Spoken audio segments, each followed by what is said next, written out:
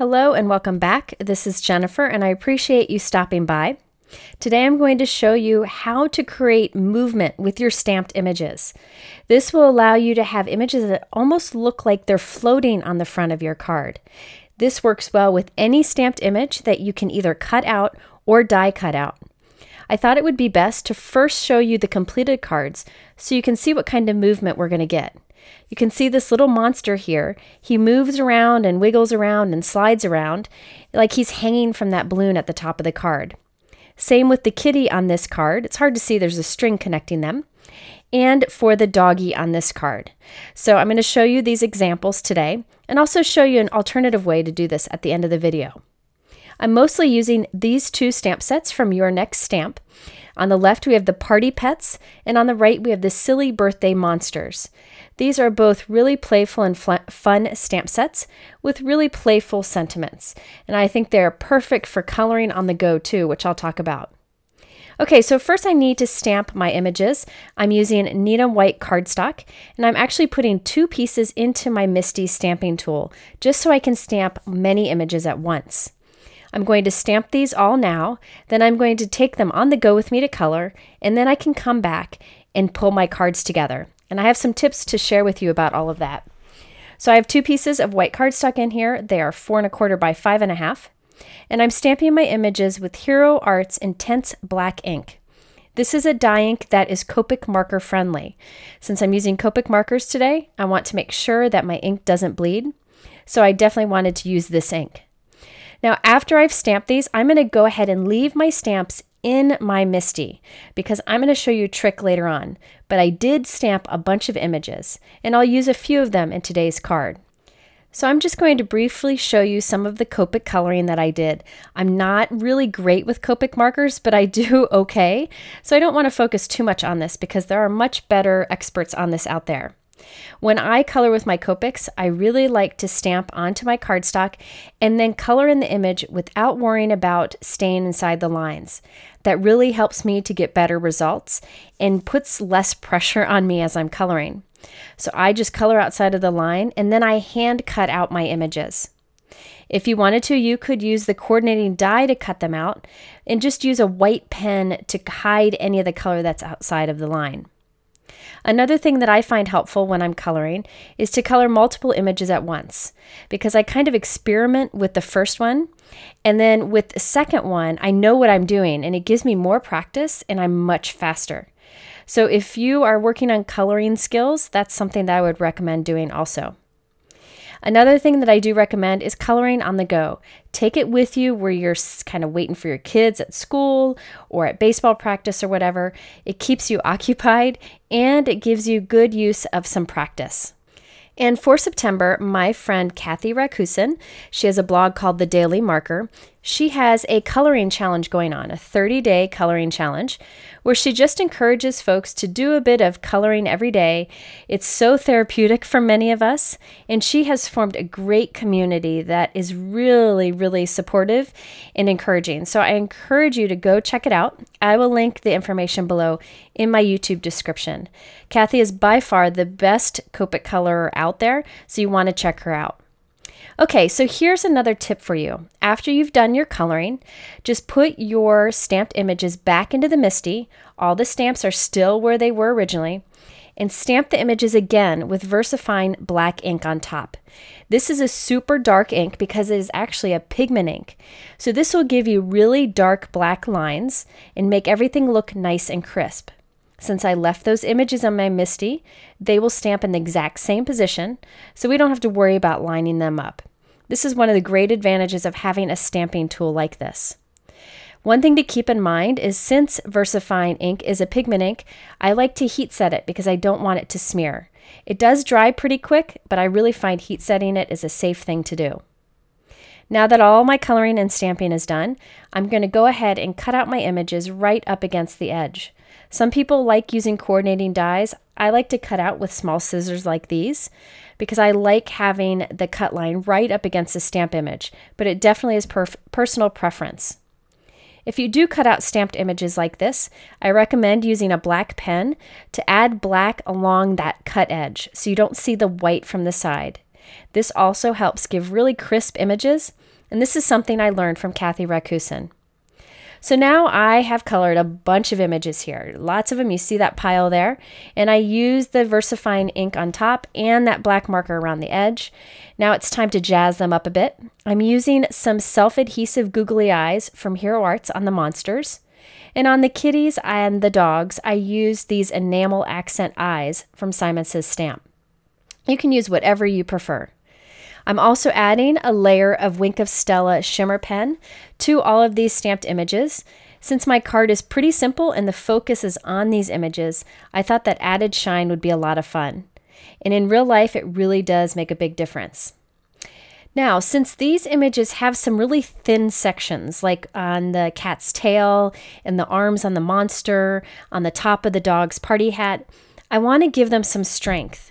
So what I do is I flip them over and I put a little bit of glossy accents on the back of those narrow areas. This ensures that they have a little bit of strength to them and they don't tear or bend. I also want to add some string to my balloons. So I have some silver thread here. What I do is I temporarily tape my balloon to the table. I tie a loose knot in my string and I lasso the bottom of the balloon, and then I tie it into a double knot. That's a really quick and easy way to tie a string onto a balloon. And we're actually going to have our little monsters and cats and dogs kind of floating from that balloon, so having the string is really good. Now to make sure the string stays, I put a little dot of glossy accents on the back of it and let that dry, and then I'll be sure it doesn't come off. Okay, so now it's time to pull the card together. I want to do some stamping on the back, and so I kind of arranged my stamps, took a picture of it with my phone so I knew exactly where I felt the images would be best stamped, and now I can do my stamping. I stamped the sentiment with black ink, and now I'm stamping some bursts in the background. This is from the Your Next Stamp Starburst stamp set. It's a small one and has 3 sizes of bursts, and that's perfect for this background. And I stamped it with a light pool ink so it wouldn't be too distracting. Okay, so now that we have all of our pieces ready, we can create that movement aspect of the card. This is easy to do, and there are many ways to do it, but I feel this is the most effective. For it, all you need are 2 circle dies or 2 circle punches, or you could even hand cut your own. I'm starting with a circle die that's about the same size as my stamped image, or slightly smaller. Now I'm going to temporarily adhere that small circle die in the area where I want my monster to float, and then I'm going to run that through my die cut machine to create that opening. Next, I'm going to take a very thin piece of scrap paper, just typing paper, about 1/8 of an inch wide. I'm going to cover it with adhesive, and then I'm going to roll it. So I'm just rolling this up until it's about 1/4 of an inch wide. This is just a pop-up piece. This allows there to be give the monster a little oomph, a little pop-up from the card so that it floats around. If you have a circle foam adhesive, you could use that. If you have a little bead, you could use that. But I wanted to show you how you could create your own if you want to. I'm using strong liquid adhesive to put that right in the center of the monster's back, and I'm going to let that dry. So there you can see it's just a raised pop-up piece. Now I've cut a white circle that is about double the size of the one we used before. I put a little pencil dot in the center, just so I knew where the center was, and I'm putting liquid adhesive on that dot. Now I'm lining up the hole on our card right over that adhesive, and now I can put that monster right onto that adhesive dot, making sure our little pop-up piece lines up. And now I'm going to set that aside to dry. So now you can see he moves around on there very freely. But we need to add this to the card and kind of limit his movement a little bit. So we're going to put some double-sided tape around the back of this card. But we want to leave some room for that circle that you see there on the back to move around. So here you can see I'm taking a lot of double-sided tape because I want this to hold up nicely. And I'm putting it all around the edges, but I'm making sure there's enough room for that circle to move around there.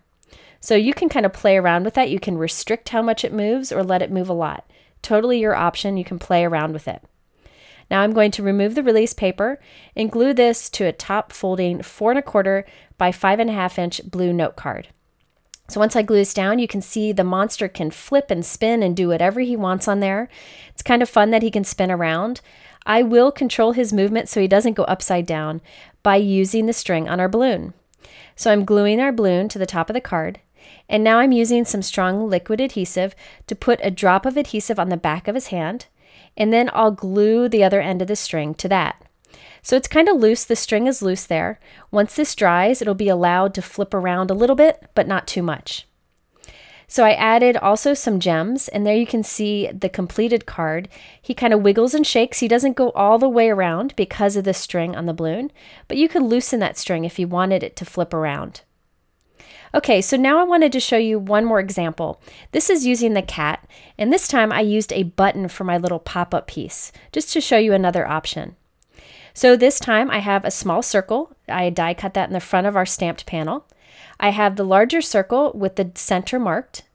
Gonna line that up in the hole, put some liquid adhesive right on that dot, and this time I'm going to use a tiny little button for my pop-up piece.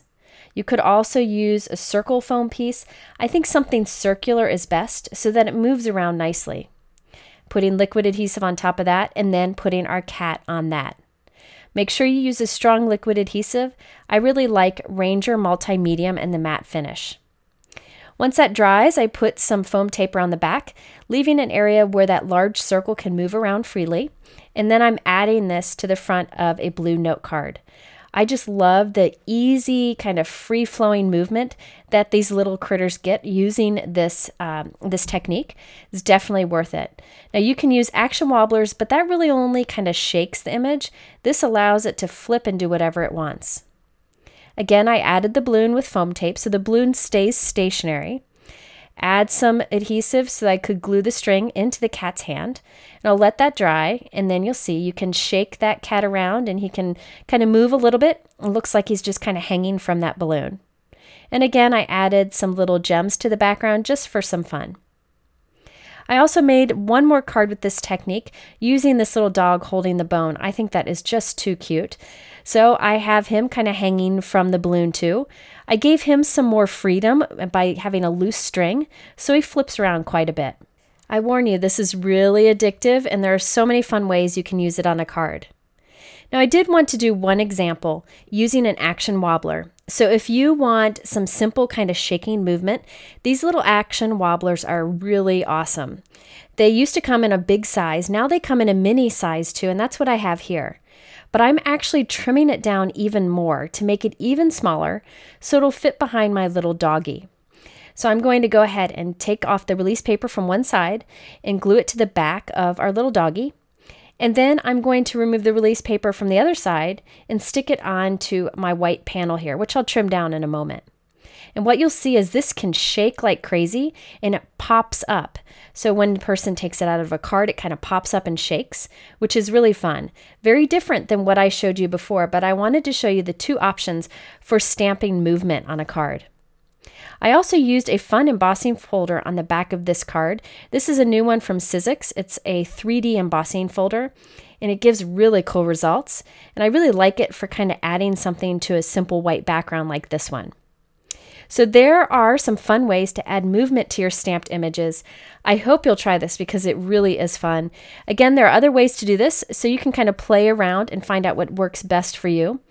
If you want to find out about the supplies I used, I link them below in my YouTube description. But go to my blog for more information, especially about that challenge, that coloring challenge I was telling you about. In the middle are 2 other videos that might be of interest to you. I appreciate you spending time with me today, and I hope you'll return again soon.